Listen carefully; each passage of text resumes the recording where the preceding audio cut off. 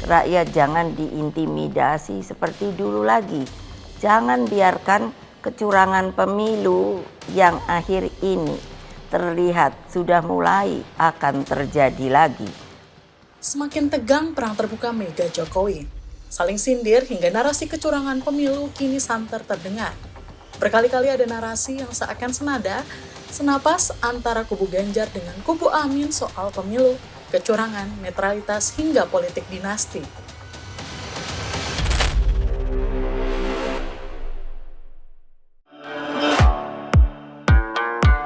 Dilihat dari kejauhan cukup hangat ya. Saling bersalaman, bertegur sapa, tersenyum ceria. Momen pengundian nomor urut Capres-Cawapres di KPU pada Selasa malam menarik perhatian publik. Setiap paslon berinteraksi satu sama lain, mulai dari pasangan Amin bersalaman dengan Mega, Prabowo yang berpantun untuk Caimin, nah gongnya, Prabowo hormat ke Mega, lalu Gibran dan Kaesang sungkem ke Mega. Menarik bukan? Cawapres Koalisi Indonesia Maju Gibran Rakabuming sampai 3 kali loh menghadap Ketua Umum PDIP Megawati Soekarno Putri. Lalu ada momen Kaesang berlutut juga di hadapan Mega. Mega pun terlihat menanggapi Kaesang, terlihat gestur mulutnya berbicara sesuatu kepada Kaesang. Momen sepotong ini kemudian viral di media sosial, ada yang menganggap Mega menolak jabat tangan Kaesang. Namun Gibran dengan tegas membantah adanya penolakan dari Megawati ketika dirinya dan Kaesang sungkem.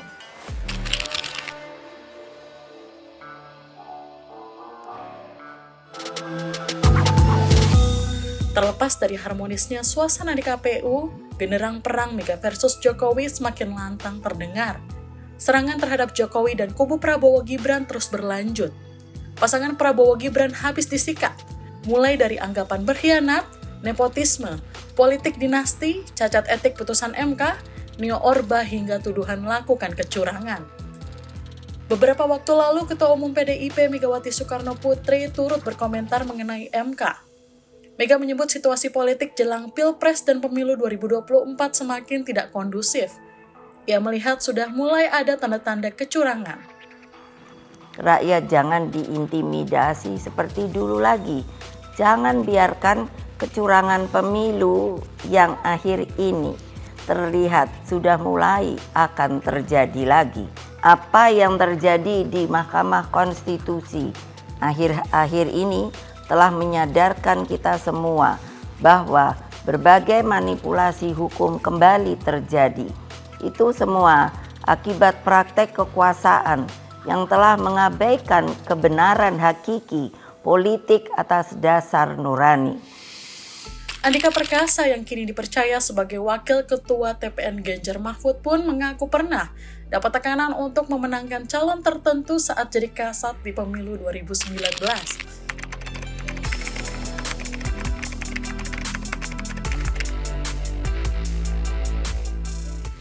Nggak ada, kita tidak ada koordinasi untuk sama-sama, ayo kita sama-sama menyorot ini, nggak. Tapi ya ini sesuatu hal yang goes without saying, apa yang dikatakan seharusnya ini orang yang menggunakan nalarnya dan orang yang normal akan marah dengan kejadian apa yang terjadi di MK, ya kan. Apa yang kita perjuangkan adalah apa yang rakyat perjuangkan, apa yang kita rasakan, apa yang rakyat rasakan. Nah inilah yang saya rasa juga kita punya kesamaan di sini dengan Pak Anies dan Gus Muhaimin.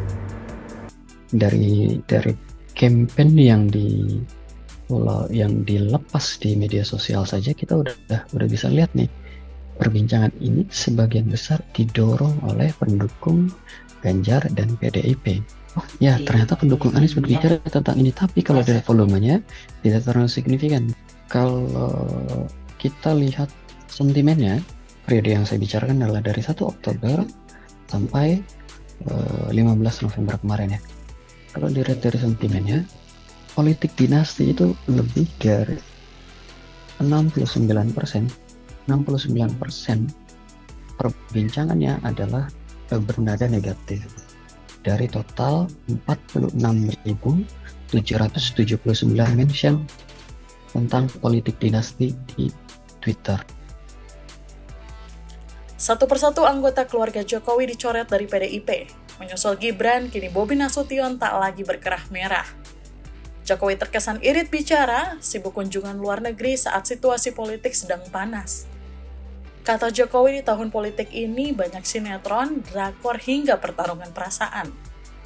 Karena saya melihat akhir-akhir ini yang kita lihat adalah terlalu banyak dramanya, terlalu banyak drakornya, terlalu banyak sinetron yang kita lihat.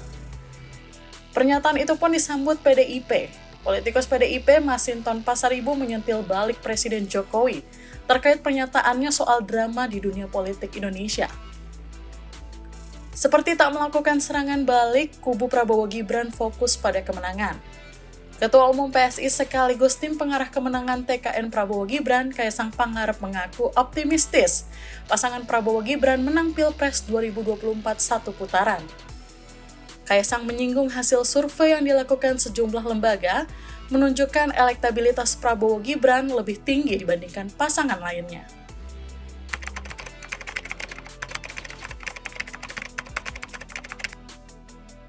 Kita mempunyai hasil-hasil survei yang menyatakan kita berada di atas gitu ya. Ganjar ada kita dan memang belum mencapai 40%. Kalau bicara tentang satu putaran, idealnya semua pasti ingin menang satu putaran. Dan kita memang semua saya nggak tahu ya dengan yang lain, TPN Ganjar Mahfud juga mentargetkan satu putaran gitu. Cuma kalau kita melihat trennya saat ini itu belum ada yang kita yakini bisa memenangkan satu putaran. Ya, kita akan berupaya terus lah. Nah, yang kami takutkan adalah upaya-upaya penggaungan bahwa ini kita pasti menang satu putaran untuk memasuki mindset masyarakat bahwa ketika itu terjadi, oh itu benar gitu. Padahal kita nggak tahu dalam perjalanannya untuk mencapai itu apakah dengan secara fair, secara jujur dan adil, atau dengan kecurangan-kecurangan. Nah ini juga yang harus kita waspadai. Peneliti ahli utama BRIN Firman Nur menilai ada dua alasan yang membuat PDIP mulai perang secara terbuka terhadap Jokowi. Saya melihatnya ini merupakan campuran atas dua hal ya. Yang pertama, tentu saja ini berangkat dari satu keprihatinan bersama, tidak hanya kubu Banteng sebetulnya ya, tapi kubu-kubu yang lain, masyarakat sipil, aktivis demokrasi, budayawan, yang melihat bahwa ada semacam setback dari kehidupan politik kita, di mana nuansa nepotismenya ini semakin menyengat baunya gitu ya, semakin dipagelarkan tanpa tanggung-tanggung dan tanpa malu-malu begitu ya.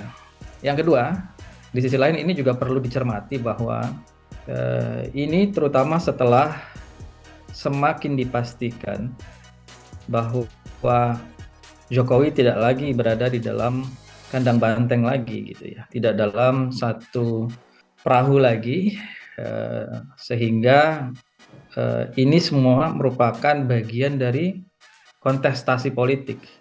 Jadi apa yang disampaikan, serangan-serangan yang disampaikan atau dilancarkan oleh PDIP, selain kepentingan tadi, moral begitu ya, tapi juga ini kan sebetulnya terkait dengan konteks di mana ada pertarungan elektoral ya, khususnya pertarungan pilpres ya.